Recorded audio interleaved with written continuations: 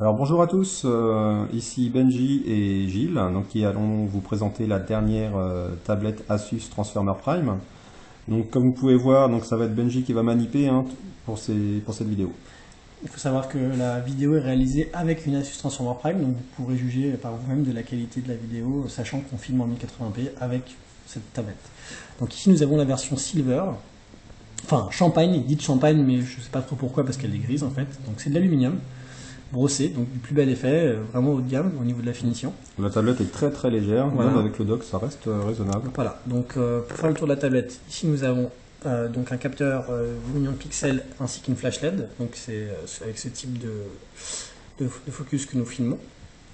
Nous avons ici un port jack pour le casque, ici un slot SD card pour étendre la mémoire, donc SD card standard, un port USB qui permet, et ça c'est super pour une tablette, de pouvoir relier un disque dur externe NTFS. Voilà, une clé USB. Alors ça lit les FAT32, NTFS, ça lit, on a testé avec pas mal de formats, ça fonctionne très bien.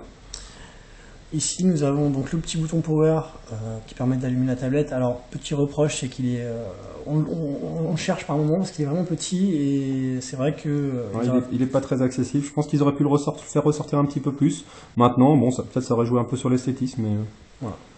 Ici nous avons le bouton donc power, enfin pas power, non, volume plutôt, plus moins. Alors ici intéressant, un petit port mini HDMI qui permet donc d'afficher donc son interface sur une télé équipé d'une prise HDMI bien sûr. Et là un slot mini SD donc pour étendre encore une fois la mémoire, donc ça vous permet d'avoir une capa assez intéressante. Pour information, cette version est en 32 Go de base, il existe aussi une 64. Voilà. Donc sachant que vous pouvez rajouter, donc vous avez deux ports SD plus disque dur externe éventuellement, donc ce qui peut ramener à pas mal de gigas sur cette petite tablette. Voilà, donc là on est sur l'interface Android 4. On va vous montrer tout de suite. Donc la version Ice Cream Sandwich donc, qui est sortie, qui a été mise en ligne hier, il me semble. Vous voyez, version 4.0. Ou avant-hier. Ouais. Voilà, donc on va revenir sur le home. Donc il y a trois boutons effectivement en bas, donc c'est les trois boutons principaux de la tablette. Donc il y a le bouton back qui permet de revenir en arrière et de éventuellement de quitter l'application, mais elle reste en mémoire l'application. Le bouton home qui vous permet de revenir donc sur l'accueil, ainsi que le petit bouton qui vous permet de gérer le multitâche avec toutes les applications qui ont été lancées sur votre tablette. On peut fermer, vous voyez, très facilement. En simple gestuelle, gauche, droite. Voilà, rentrer dans une application très, très facilement. Donc là, on va ressortir. Donc ici, vous avez vos différents bureaux. Voilà, donc il y a le petit widget très sympa qui vous permet de voir le pourcentage donc, de votre tablette, ainsi que le pourcentage de batterie sur le clavier dock, donc, qui lui a également une batterie qui vous permet de rajouter quasi 8 heures d'autonomie, ce qui n'est pas négligeable. Voilà, donc ce qu'on peut aller voir tout de suite, c'est la galerie pour vous montrer à quoi ça ressemble. Voilà, et là, vous pouvez donc afficher vos photos. C'est très fluide et très net. L'écran est un écran IPS+, donc qui a une luminosité accrue concernant l'affichage qu'on peut avoir en extérieur. Enfin, on a vraiment une super luminosité, une définition de 1280 par 1024. Donc on a une résolution supérieure à ce qu'on a sur l'iPad 2. Et c'est, on peut zoomer, aucun problème, ça reste net. C'est vraiment très bien fait. Maintenant, on va aller s'attaquer à une vidéo pour vous montrer un peu à quoi ça ressemble, un petit clip, pour voir un peu comment ça réagit. Donc c'est un clip qui est en 720p, donc ce qui a été transféré en copier-coller via le PC.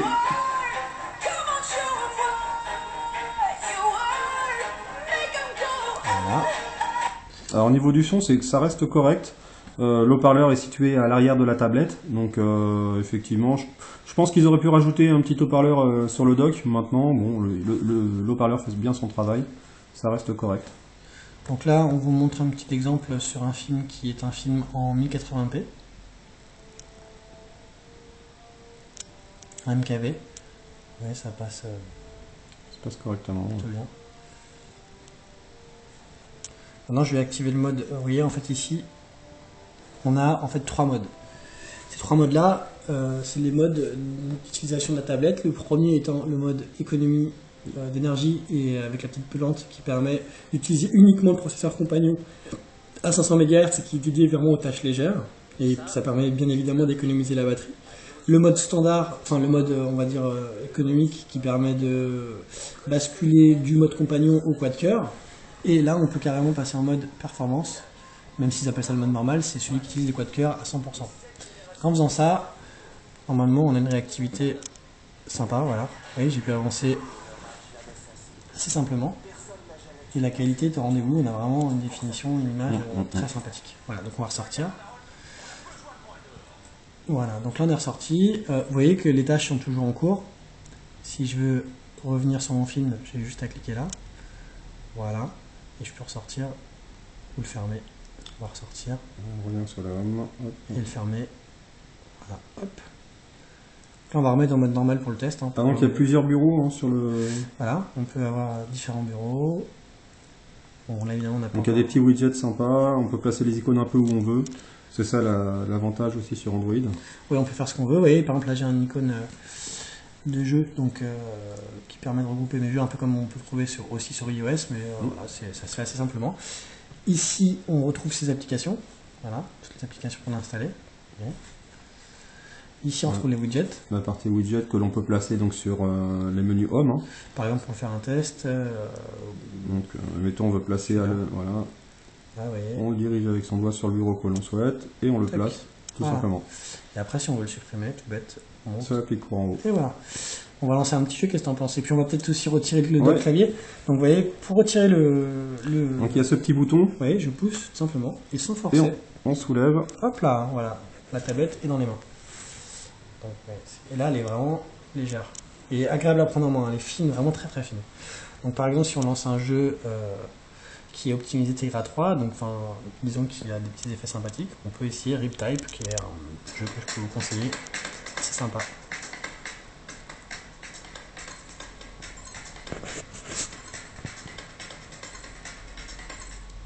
On va faire un test.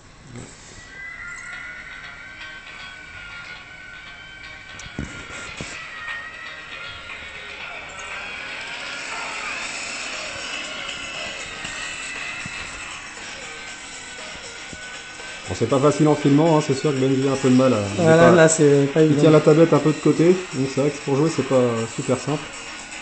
On va essayer de faire un truc pas trop mal quand même, pour vous montrer. Oh. Voilà, et puis des petits effets sympas. Et on a un petit effet aussi quand on met le turbo. On va essayer de le faire, voilà, vous voyez, petit effet de blur. Bon, excusez-moi pour la performance médiocre. Voilà, on va s'arrêter là pour la démonstration du jeu, voilà. Et voilà, qu'est-ce que je peux vous montrer? Donc les emails, l'interface assez sympathique, vous voyez. Gmail, Hotmail, on fait un peu ce qu'on veut, hein, enfin, c'est très très pratique. On peut passer en mode paysage, bien sûr. Hop. Voilà. Et il y a la partie musique aussi, donc. Voilà, ici. Je vais repasser en mode paysage. Voilà. Donc, vous voyez, avec toutes les différentes choses qu'on a, on peut aussi afficher ça de manière différente. Voilà, et ça se lance très bien.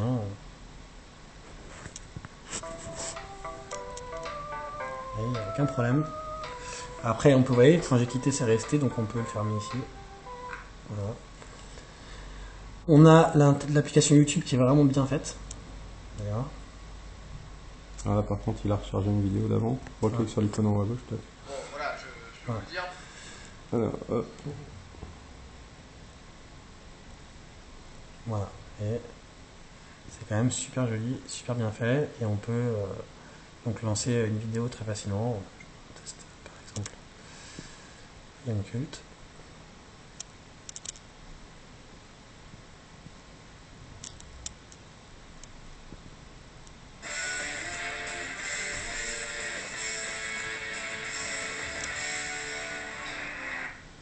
Voilà. Voilà, donc c'est pas mal. Qu'est-ce qu'il y a d'autre? Donc on retrouve toutes les applications. Après, on peut peut-être voir la navigation web. Tout à fait, parce que c'est quand même assez important.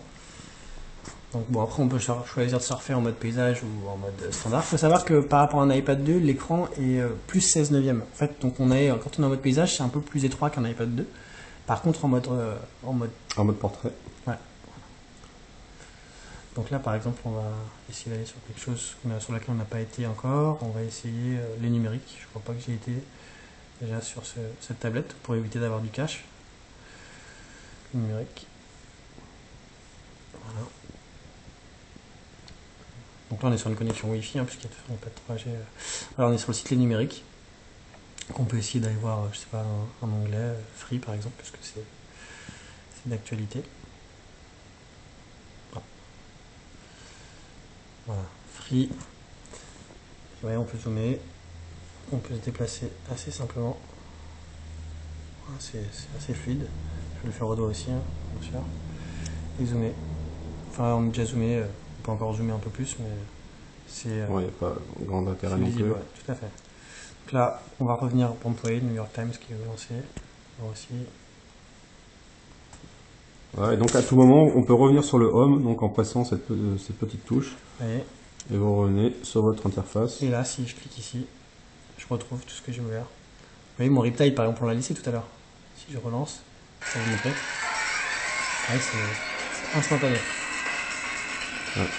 Hop, on revient sur le Home. Voilà. Vous voyez, il y a pas mal de tâches ouvertes.